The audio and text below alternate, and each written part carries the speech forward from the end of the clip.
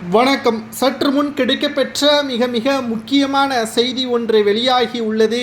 அனைத்திந்திய அண்ணா திராவிட முன்னேற்றக் கழகத்தில் ஒருங்கிணைப்பாளர் ஓபிஎஸ் நீதிமன்றத்தின் கூறுவது போல அதிமுகவின் அனைத்து சட்ட விதிகளின் உட்பட்டு ஓபிஎஸ் அவர்கள் அதிமுகவில் பயணிக்கிறார் என்று சமீபத்தில் நீதிமன்றம் தெரிவித்தது. எடப்பாடி தொடர்ந்த வழக்கு நீதிமன்றத்தில் நடந்து கொண்டிருக்கக்கூடிய நிலையில் இரட்டை இலை சின்னம் ஓபிஎஸ்ஸிற்கும் உரிமை உள்ளது என்று கடந்த 2 நாட்களுக்கு முன்பாக உயர்நீதிமன்றம் நீதிபதி குமரப்பன் அவர்களது தலைமையான அமர்வில் உத்தரவுகளும் பிறப்பிக்கப்பட்டது.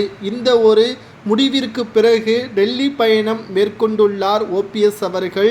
கடந்த 2 நாட்களாக நடைபெற்ற சட்டப்பேரவை கூட்டத்தொடரில் துணைத் தலைவர் இருக்கையில் என்னை அமரவிடாமல் எடப்பாடி சதி செய்ததற்கும், எடப்பாடி மீது இருக்கக்கூடிய வழக்குகளை உடனடியாக விசாரணை செய்து முடிக்க வேண்டும், அதிமுகவும் பாஜகவும் கூட்டணி வைக்க வேண்டும், குறிப்பாக பாமகவுடன் இணைந்து செயல்பட்டால் நிச்சயம் தமிழகத்தில் 2026 சட்டமன்ற தேர்தலில் அதிமுகவின் கூட்டணி மாபெரும் வெற்றியடையும் என்ற கணிப்போடு டெல்லி பயணம் மேற்கொண்டுள்ளார். அங்கு அமித்ஷாவை சந்தித்து அவருக்கு ராஜ மரியாதை கொடுக்கப்பட்டிருப்பதாக செய்திகளும் கிடைக்கப்பெற்றுள்ளது. எப்படி ஒரு அரசியல் கட்சி தலைவருக்கு மரியாதை கொடுக்கப்படுமோ அதே மரியாதை ஓபிஎஸ்ஸிற்கு கொடுக்கப்பட்டதாக வைத்திலிங்கம் அவர்கள் தெரிவித்திருக்கிறார்.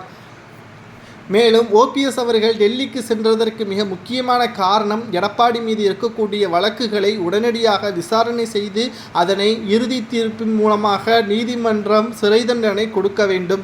கொடநாடு வழக்கில் எடப்பாடி தான் குற்றவாளி என்பதை நான் அன்றே கூறிவிட்டேன். ஆதாரங்களை சிபிஐ துறையினர் சேகரித்து வருகிறார்கள்.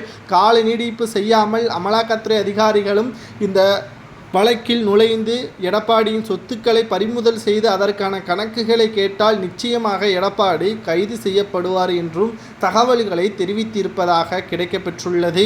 மேலும் வருகின்ற 2026 சட்டமன்ற தேர்தல் ஒருபோதும் பாஜகவுடன் கூட்டணி இல்லை என்று எடப்பாடி தெரிவித்திருந்த நிலையில் தற்பொழுது ஓபிஎஸ் அவர்கள் பாஜகவுடன் கூட்டணியும் பாமகவுடன் கூட்டணியும் தேமுதிக மற்றும் தமிழக வெற்றி கழகத்துடன் கூட்டணிக்கான பேச்சுவார்த்தை ஓபிஎஸ் அவர்கள் ரகசியமாக நடத்தி வருகிறார்.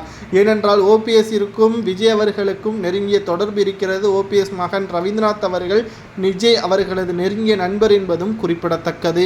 இதனை பயன்படுத்தி ஓபிஎஸ் அவர்கள் தலைமையிலான அதிமுக கூட்டணி உருவாகிவிட்டால் அனைத்தும் சாத்தியமாகிவிடும். அதற்கு எடப்பாடி சிறைக்கு செல்ல வேண்டும் என்பதை தெரிவிப்பதற்குத்தான் இந்த டெல்லி பயணம் என்ற ரகசிய தகவல் கிடைக்கப்பெற்றிருக்கிறது. இதை பற்றி உங்களது கருத்துக்களை கமெண்ட் வாயிலாக கூறுங்கள்.